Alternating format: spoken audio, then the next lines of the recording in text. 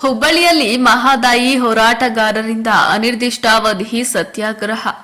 ಕೇಂದ್ರ ವನ್ಯಜೀವ ಮಂಡಳಿಯಿಂದ ಮಹದಾಯಿ ಕ್ಲಿಯರೆನ್ಸ್ ಸಿಗದ ಹಿನ್ನೆಲೆಯಲ್ಲಿ ಮತ್ತೆ ಬೀದಿಗೆ ಇಳಿದು ಮಹದಾಯಿ ಹೋರಾಟಗಾರರು ಅನಿರ್ದಿಷ್ಟಾವಧಿ ಸತ್ಯಾಗ್ರಹ ನಡೆಸಿ ಕೇಂದ್ರ ವನ್ಯ ಮಂಡಳಿ ಹಾಗೂ ಕೇಂದ್ರ ಸರ್ಕಾರದ ವಿರುದ್ಧ ಧಿಕ್ಕಾರವನ್ನ ಕೂಗಿ ಆಕ್ರೋಶ ಹೊರಹಾಕಿದ್ರು.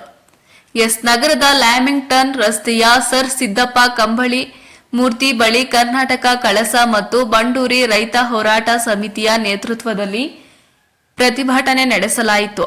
ಈಗಾಗಲೇ ಮಹದಾಯಿ ಹೋರಾಟ ಆರಂಭವಾಗಿ 3 ದಶಕಗಳು ಗತಿಸುತ್ತಿದೆ. ಕುಡಿಯಲು ನೀರು ಕೇಳುತ್ತಿದ್ದೇವೆ. ಇದಕ್ಕೆ ಗೋವಾ ಅಡಗಲು ಹಾಕುವುದು ಸರಿಯಲ್ಲ. ಮಹದಾಯಿ ನ್ಯಾಯಾಧಿಕರಣದಿಂದ ಮಧ್ಯಂತರ ಆದೇಶ ನೀಡಿದರೂ ಯೋಜನೆ ಜಾರಿಯಾಗುತ್ತಿಲ್ಲ. ಕೇಂದ್ರ ಸರ್ಕಾರ ಮಹದಾಯಿ ಯೋಜನೆ ಜಾರಿಗೆ ಅನುವು ಮಾಡಿಕೊಡುವುದರ ಮೂಲಕ ಜವಾಬ್ದಾರಿಯಾಗಿದ್ದು, ಈ ಕೂಡಲೇ ಕೇಂದ್ರ ವನ್ಯಜೀವಿ ಮಂಡಳಿ ಕ್ಲಿಯರೆನ್ಸ್ ನೀಡಬೇಕು. ಈಗಿನ ಹೋರಾಟ ಕೇವಲ ಎಚ್ಚರಿಕೆ ಅಷ್ಟೇ. ಹೀಗೆ ಕಾಲಹರಣ ಮುಂದುವರೆದಲ್ಲಿ 2ನೇ ಹಂತದ ಉಗ್ರ ಹೋರಾಟಕ್ಕೆ ಮುಂದಾಗುವುದಾಗಿ ಕೇಂದ್ರ ವನ್ಯ ಮಂಡಳಿ ಹಾಗೂ ಕೇಂದ್ರ ಸರ್ಕಾರಕ್ಕೆ ಎಚ್ಚರಿಕೆಯ ಸಂದೇಶವನ್ನ ನೀಡಿದ್ರು. Bureau report Santosh Medara, Hubballi.